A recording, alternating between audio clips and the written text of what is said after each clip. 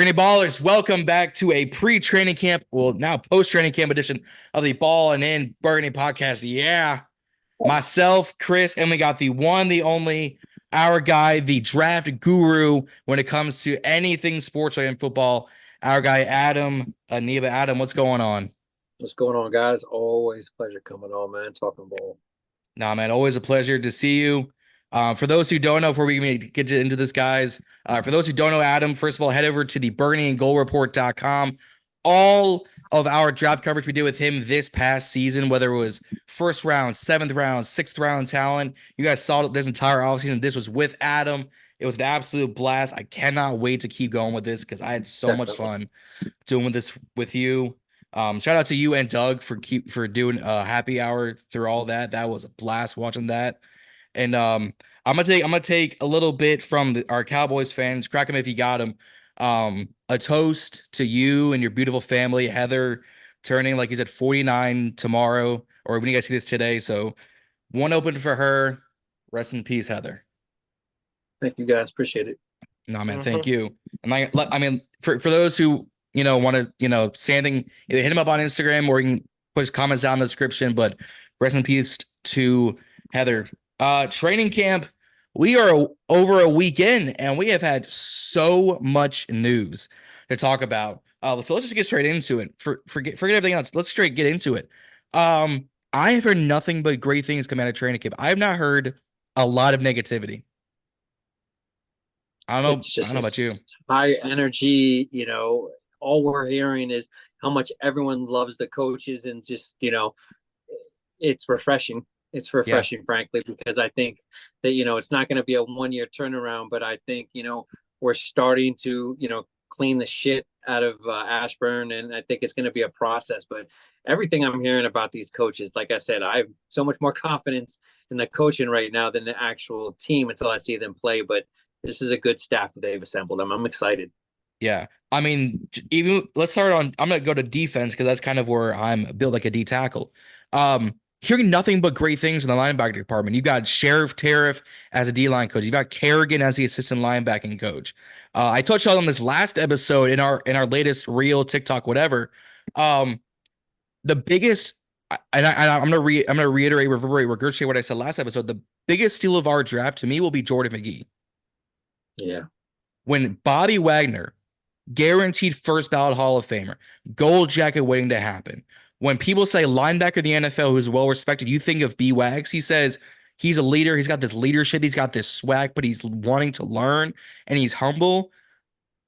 Maybe Kerrigan was the last one who was like this. I can't remember a time where we drafted a linebacker and we all in unison said that kid right there is going to be something special. He is the definition of an under the radar. And I know a lot of draft people that were shocked because they said, although he wasn't a household name, a lot of people had him going around. Some guys I knew had him going early third. He's that good. It's just the things that he needs is experience and tutelage. That's what I heard from everyone. They're like, exactly. He went to the best possible scenario he could have gone because otherwise, the 30 other teams, he probably would have been just special team backup for the next 3 to 4 years. But in Washington, it's the perfect situation because with Wagner, probably this year, maybe we'll see, let's say he has a really good year, maybe he comes back, but, he's the placeholder. And I think that they've got that's what I like about this team right now. You look at almost every position, people were even questioning why Newton. Well, because, this is the NFL and it's hard to keep guys. And, if you can get real talent like these guys and have them under the tutelage of some of the best in the NFL, man, I think that these coaches got it right with these picks. I really do. Yeah. Chris, because you were here last episode, Chris, but what did you think when I said Jordan Magee will be our steal of the draft? I think he has a legitimate shot to make that case. I honestly do. I mean, he ain't no Jeremiah Trotter Jr., who I would have liked to pick up, because I was very high on Jeremiah Trotter Jr. Yeah. But I think Jordan Magee could possibly be our steal of the draft. I honestly think he could be. I mean, hell, if he's, willing to learn, I mean, give the kid a shot, And I say kid because, you know, he just came out of college, you know, and he's a rookie. So, you know, I mean, plus, what better way to give him a shot than preseason coming up, you know? Yeah. I mean, just quickly looking at our depth chart, right now he's our starting linebacker over Jamin Davis. Is he? Yeah. Holy crap. I think, and again, they're slowly, you know, talking about it more and more, trying not to talk about scheme and stuff like that. But right. I think it's going to be more, and it depends how preseason goes. I think you're going to see a lot of Jamin Davis in the preseason, but you know, they're going to let him put his hand in the dirt. They're going to let him line up outside. I think you're going to see some 3-4 concepts. So he's going to be rushing the passer. But as far as, you know, a base linebacker, right now, I think for the most part, I think you're going to see, you know, I think you're going to see Lavu and Wagner. And again, we haven't talked about him much, but I hear that they're the most impressed with his ability out of any of the linebackers right now. So I think that you're going to see, like, you know, a rotation with some of these guys. But for the most part, I think a base set, you're going to see 2 linebackers and extra DBs. I don't think that we're going to see, you know, again, talking about Magee on the depth chart, you know, it's great. But I think for the most part, you know, you're going to see nickel as the base. You're going to see more DBs out there, usually around 2 linebackers. Unless it's short yardage situations, I think you figure 70-75%, you're going to see 2 linebacker sets. So Wagner and Luvu to start. And as the season progresses, I think you'll see these guys get worked in more. Yeah, which is fine, because what was the biggest thing going into this training camp this offseason was our secondary was toast. Yeah. I mean, Cameron Cole is a great run-stop safety. He could, you know, but he wasn't your, I don't want to say Sean Taylor. I think that's an unfair, you know, expectation to say, hey, oh, he was the next one. But he wasn't going to be your lockdown safety like your Jesse Bates, your Minka Fitzpatrick. For 6'2", his size, going to LA, I think will be better for him because they do more of that run-stuffing safety blitz. Right. Right. But I think a guy like a Dominique Hampton, who was our rookie draft pick. I was just gonna say, yeah. Yep. Got him, Jeremy Chin, who we signed. I've got an 11 jersey somewhere. I'm gonna put duct tape on the back like a fan and say Chin. It works for me. I mean, him and Quan Martin with Dom as, let's say, at 3. You have 2 guys who know what they're, or Chin, who will be your vet, Quan in your second year, Dom as your first year. I think it's a great kind of funnel system. Say, hey, here's experience, here's playing time, and they all look good at safety. Then it's not saying, oh, Dom looked horrible at Washington. No, he was actually a pretty good safety for the Huskies. Yeah, and what you're hoping is, you know, just like you saw in Seattle when Quinn was there, that, you know, Chin can play that strong safety role.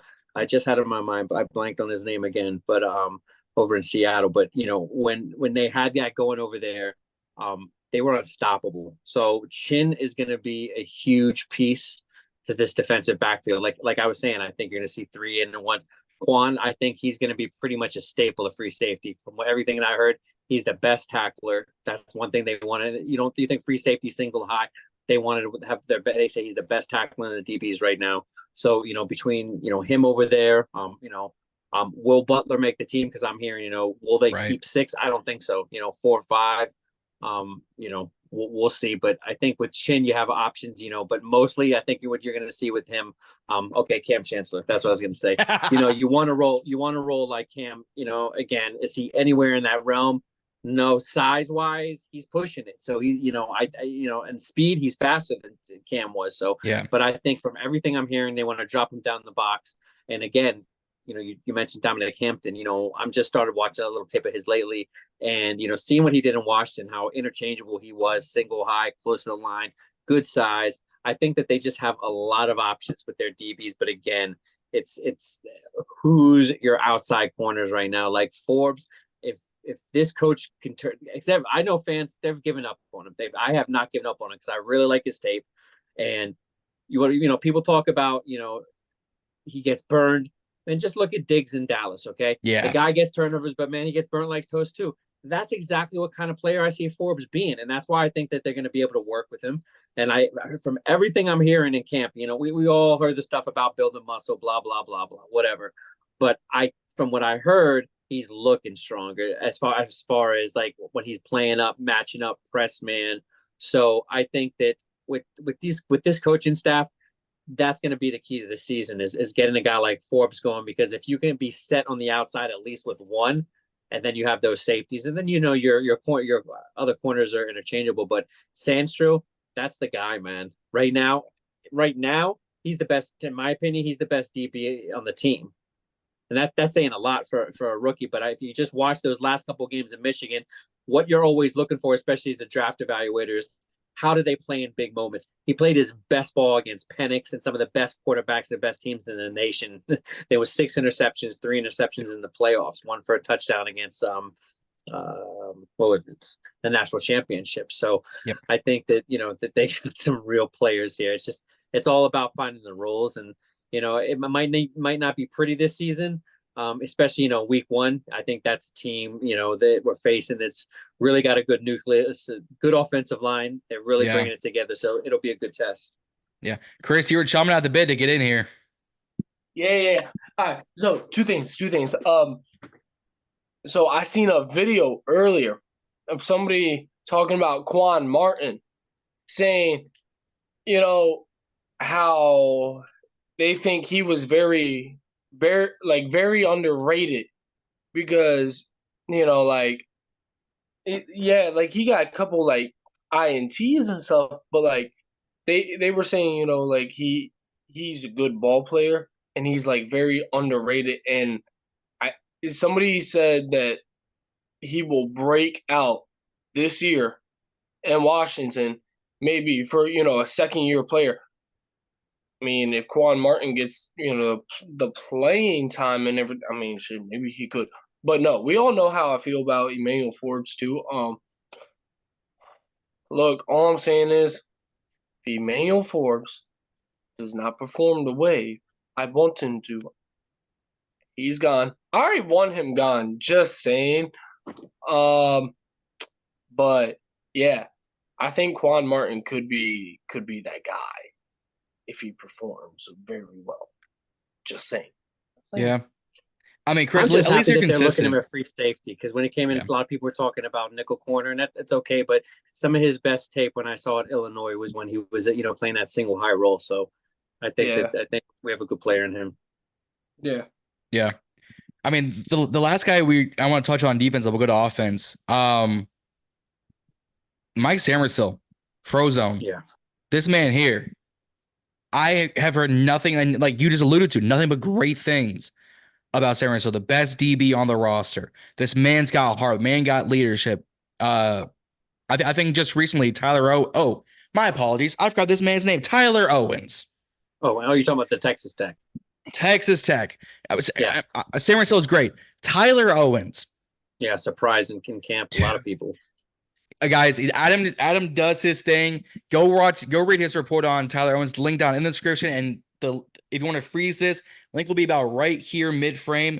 Go read it, because this man has showed up and showed out in training camp, and I think he will be one of the sneaky pieces to make the 53.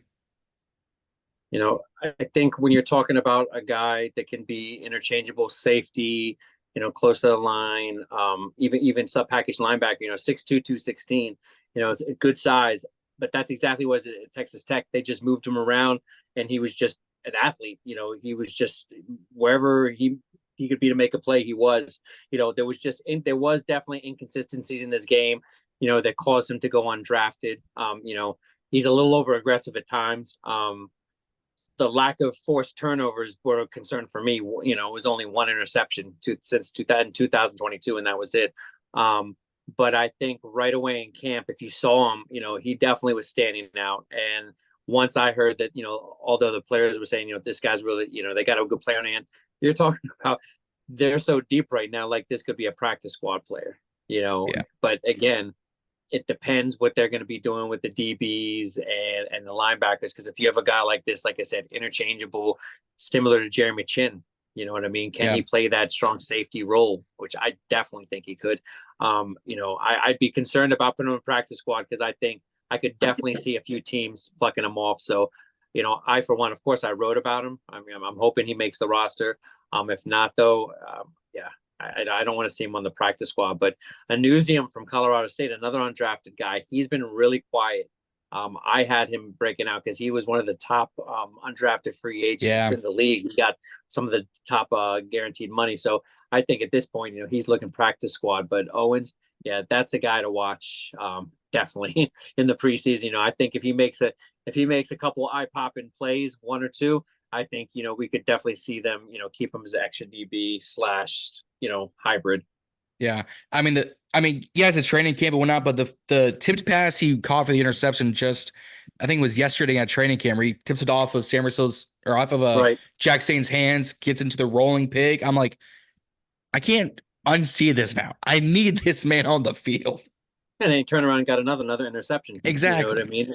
So that's the thing. The concern for me, the biggest concern was lack of, forced turnovers. But again, it's just training camp. But the way he's playing the ball, I think that was more just indicative of the scheme he was in, just not really, they allowed him to freelance, but not really attack the ball in the air. So I think that's something that, again, because the numbers are really good. It's not just his size. So it'll be really exciting to see how he does. But again, special teams standout on kickoff and punt return coverage and field block, a couple blocked field goals. So that's what I mean. Flashing plays like that. He's got to make some special teams plays like that to really open their eyes. But again, I'd be scared to put him on practice squad. Dude.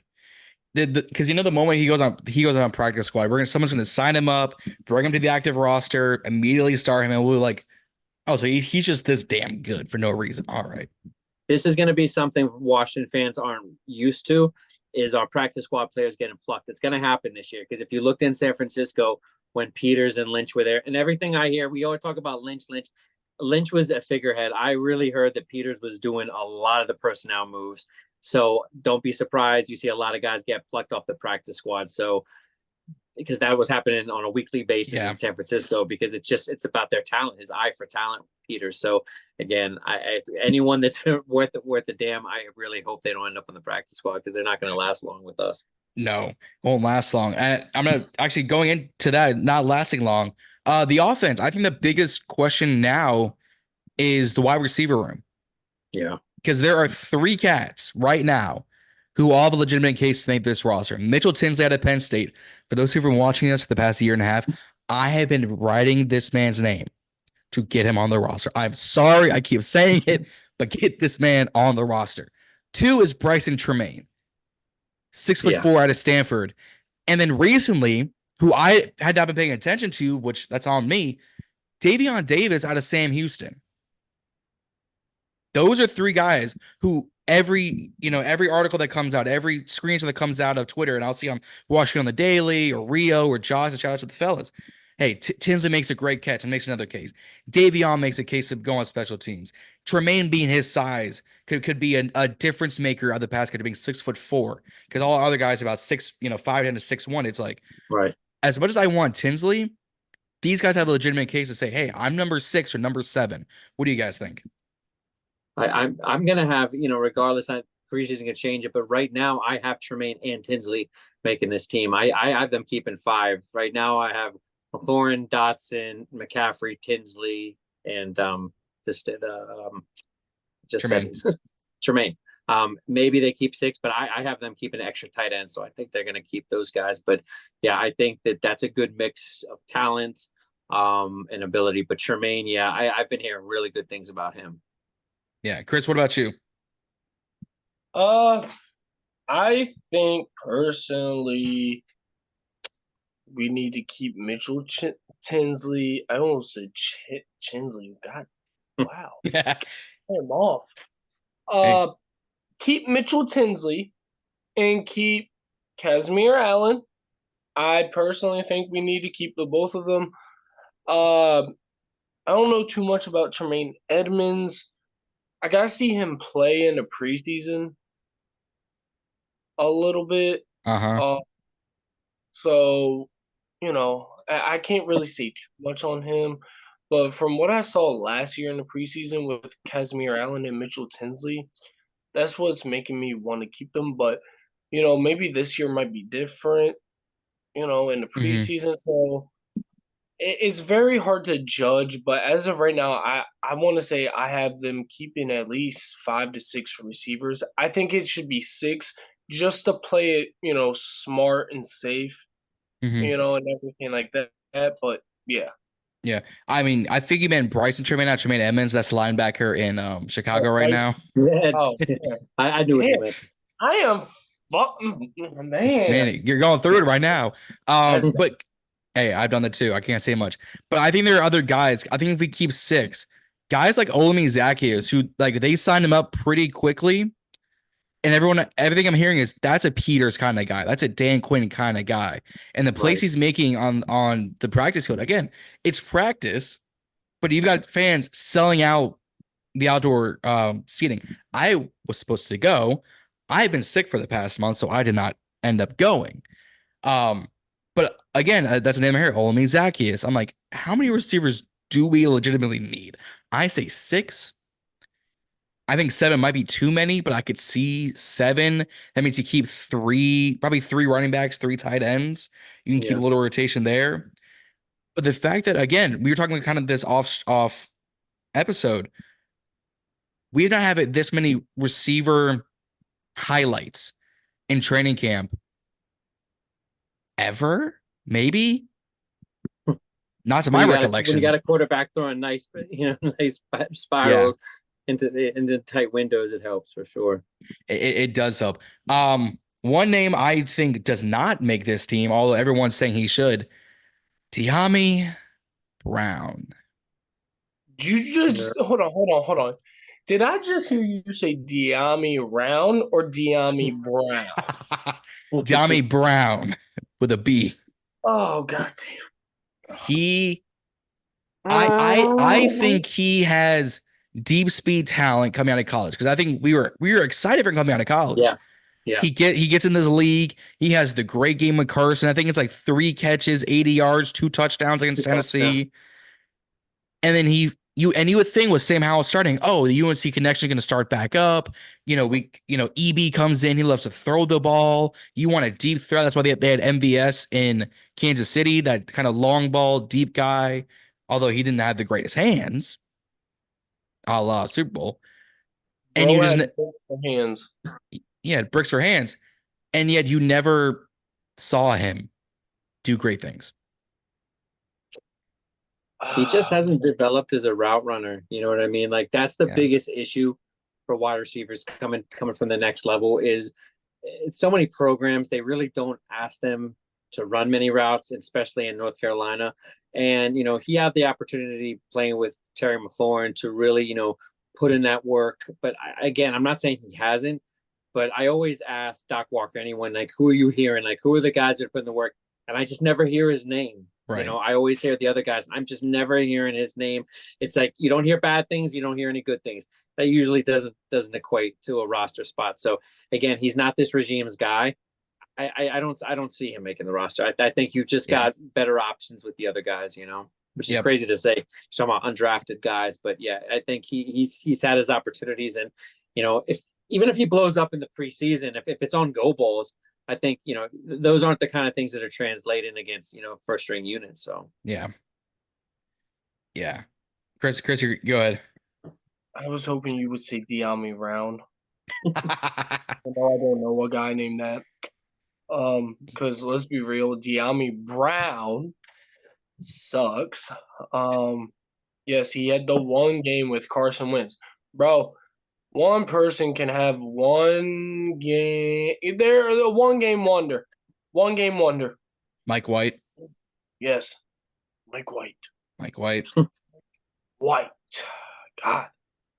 That's an interesting name. That's a name. No. Dude, let's be real. Dyami Brown only had that game against Tennessee because Tennessee's secondary at that time was not that good. No, it really wasn't, and they've improved tremendously. But we're not a Titans podcast, we're a Commanders podcast. But they got dogs now in Tennessee. I'm kind of. I mean, yeah, but they got vets for a needy team. I mean, you could say the same about us. You could.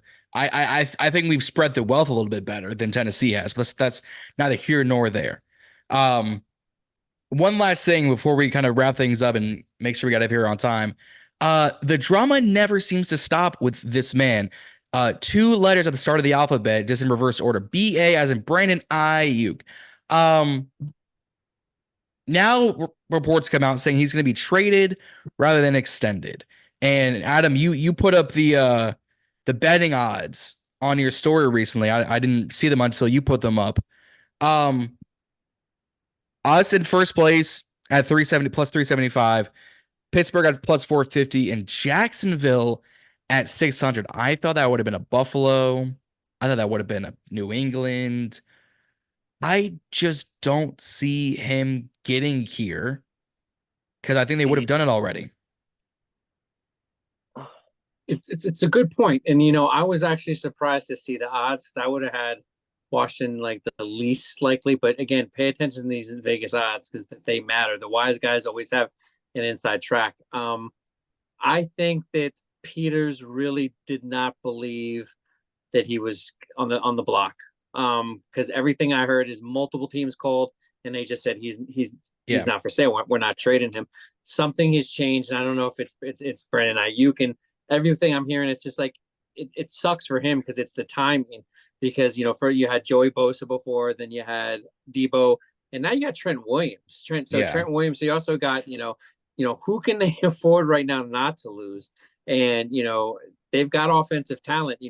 As good as Aiyuk is right now, he's that third, fourth option behind Kittle, McCaffrey, and Debo. So you're going to pay the farm for him and pass up some potential real capital. I think Washington can offer probably more than the other teams mentioned. We talked about before we started recording. Jahan Dotson might not be a huge name, to other fan bases, but I can tell you during the draft evaluation process, a lot of people like what he can do. And Kyle Shanahan, I can definitely see him making plays in that offense. So my guy Paul, who's our contributor for the Burgundy and Gold Report, he goes on the Odyssey app and listens to all the opposing teams talking. And today he was telling me he's going to be a Washington. I said, no, he's not going to be a Commander. And all the talk on there is saying, Aiyuk has already talked to teams. So what they haven't told us is he has been given clearance because he wouldn't be talking to teams, and he's talked to a couple of teams and turned them down. So if the team didn't give him permission and he was out of bounds, that wouldn't be happening. So this is the local San Francisco station. We both listened to it today on the Odyssey app talking about it. So I went from thinking no way it's going to happen. And right now I have it 50-50. 50-50 he ends up here because I think, Jahan Dotson, second round conditional mid-rounder is probably what it's going to take. But man, if you can make that happen, because again, this is his number one destination for once. We're not used to this, but his best friend, college quarterback at Arizona State, James Daniels. So I think that, if you can get a receiver like this that already has a connection to your franchise, maybe it's a good idea. Again, money's not an issue. They pay him, they can spread that out, and they're going to have, once again, next year, they should be in the top 2 or 3 as far as available salary cap. So I think it's 50-50. It happens. Yeah, I think right now we have like 30.3 left. I think next year we're sitting at 78 again. I think the following year, I think we dip a little bit just because the contracts finally start to die off in 26. But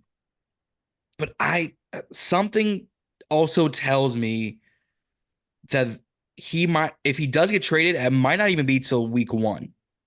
Right.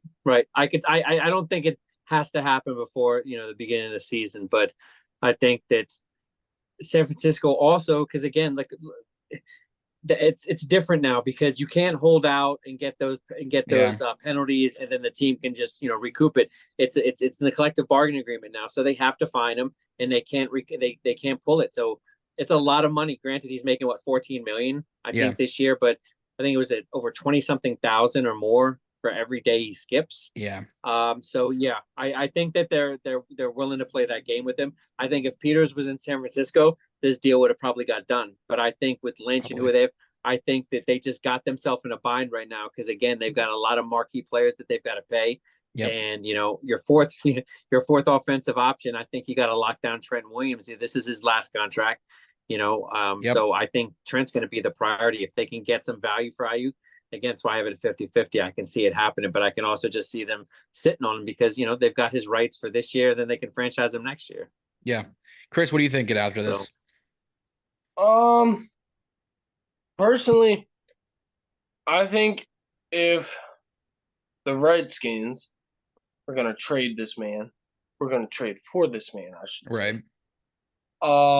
I think it probably needs to happen here soon, because if you don't, you're missing out on a good player who had 1,400 yards last year, 1,300, 13, 14. I'll look. I don't think it was quite that many. Maybe, I don't know. Maybe it was 1,200, 1,100. Anyways, 1,300 and 7 touchdowns. Okay. Yeah. As the fourth option. Yeah. As the fourth. I know it's his best season too, as the fourth option. So if you don't get him now, you're missing out. And I think for what it's gonna take, I think you trade De'Ami Brown and you trade some draft picks. I don't see it being Jahan. I don't see it being CMC's brother, LMC. I think because, they want to be able to work with Jahan for a contract coming up. And they want to be able to work with LMC when after his 4-year deal, at the end of probably 27. Yep. 28. Yeah, 27, 28.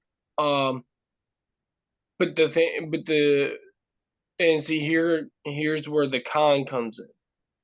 If you get Brandon Aiyuk, right, you have Terry on his last year of his deal come next season, I believe.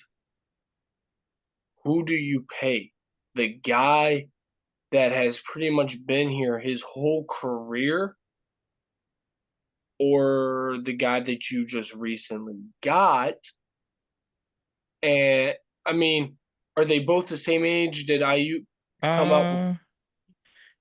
Aiyuk came out in the. He's a little younger. Yeah. Okay, so I think he's a year younger. Me personally, and this is somewhat biased, but I think you keep Terry because here's another con. You get Aiyuk, right? You have him play with his best friend, but what happens if you don't get Terry the ball? Terry's going to be frustrated. And we can't have 2 number 1 wide receivers here on this team. Why not? Why not? Houston has like 3 number 1 receivers. Right, I'll take it. See, with the thing about Houston is that, look, I wasn't very high on CJ Stroud. I wasn't, and that man made me eat my words like crazy. But now that they have Stephon Diggs down there, who can, take the coverage away. Not saying Aiyuk can't do that, but if Aiyuk is getting the ball more than Terry, which, by the way, we know what Terry can do because Terry is like our safety blanket, to be honest, rather than Aiyuk, because, we've never played with Aiyuk. Right. We've played with Terry the whole year. So, I would just feel more comfortable if it was, maybe just the trio you got right now of Terry, Jahan, and LMC. Because, like I said, you don't want to frustrate Terry, because if you frustrate Terry, then he's going to get pissed off and probably want to leave at that point, maybe. Not saying Terry would do that, but, I mean, you never know. It's possible.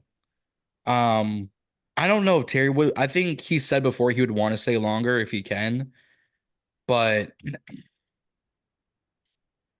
I just wish this drama would come to an end. It would. I wish it would too. I as much as this makes for great content for everyone's parts, because we're not the only ones to be in on this Aiyuk, is he not, use the force Luke kind of thing. I just wish it would come to a definitive end. It reminds me of, it wasn't the Brady retirement. What was the story last season that just dragged the entire offseason? When was Aaron Rodgers going to get traded? Thank you. Was it New York or was it I think Vegas was the other one. Yeah, I think It it was reminds me of that because they still had Aaron for another year on his I think 2 years on his contract, and that didn't get resolved until like now. traded. Yeah, like now. Yeah. So as much as I want Aiyuk, I think he might be better served in Pittsburgh. that's where I think he's going to end up. Yeah. I just don't know if he wants to, because I think that quarterback situation doesn't Right. scream, confidence, because I don't know if you guys saw it, but Fields and Russell Wilson were actually fighting in camp. Yep. Like it's not a good situation right No, there. it's And not. both of those quarterbacks aren't, at this point in their career, well, especially Russell, going to air it out the kind of, that Aiyuk's looking for. So I don't think he really wants to, but I think he has them on a short list. But Yeah. I think he's made it clear all off season it's Washington. And again, I could see them coming out of left field. And again, maybe an offer without Jahan Dotson, because again, if you can pull out an offer and still keep him, I think that's your best way to go. Because again, as mentioned, Terry, 24, 25, 26 avoidable year. Yep. So I think, you want to keep as many, going. So, but yeah, 50-50. But yeah, I agree with it. It's probably going to be in the next week to 2 weeks. I think we need to see a preseason game or two. And I think that's when, teams are going to really decide, if their core is really worth the price that's going to cost. Because again, you got to give them draft picks, then you got to sign them, and it's going to be 30 million. That's where the floor. That's where we're starting this. What? Nightmares. There. Finally. Over. Has been eliminated. It's 30 million. So Yeah, he probably won't get top 10. Like, he won't reset the market. no, But I think he'll make more than what Terry got when he got paid. I think he might make more than what Devontae Smith and Jalen Waddle got, because they're both the number 2s and they could be number 1s in half these teams. right. So I think he'll, like you said, 30 mil is the base. I think he could say 33 because he's 25, 26, 25 right now. And he has at least another decade barring injuries. Yeah. So we'll see about that. But guys, that's going to wrap things up. Adam, again, cannot thank you for coming on, staying up late with us. Just having an absolute blast talking ball with you. I'm up all night these days, man. I don't really sleep that much. But no, I appreciate it. Just again, an opportunity to take my mind off of things and, just chopping it up about. It's only the second show I've done since about my wife passed. So, always a pleasure with you guys. Again, we're going to do this draft thing again. I'm going to get into that no matter what the season's, going as far as, wins, losses. I'm going to be diving in real early this year, earlier than I ever have. I'm going to probably not put out articles till after December, but I'm really going to try to get some things lined up in the beginning of November, hopefully earlier. But yeah, the Burgundy and Gold Report.com right now, just kicking out normal reports, but also have my section on my website of rookie reports where I do full game evaluations of undrafted and our drafted guys. So yeah, just check me out. Absolutely, guys. Again, we've had an absolute blast doing it. I cannot wait for next year. Instagram, I think it's at the Burgundy and Gold Report. Facebook, Twitter, the same thing. The Burgundy and Gold Report.com. You can find them all there. Links down in the description. And his website will be right about here. If you guys want to freeze this and go over. Chris, always nice seeing you guys. Don't forget to like and subscribe here on YouTube. Hit that notification bell every time that we upload. Instagram and TikTok at Ballin and Burgundy Podcast. Twitter at BIB Podcast, because Twitter does not like long usernames, and I'm sick of these character limits.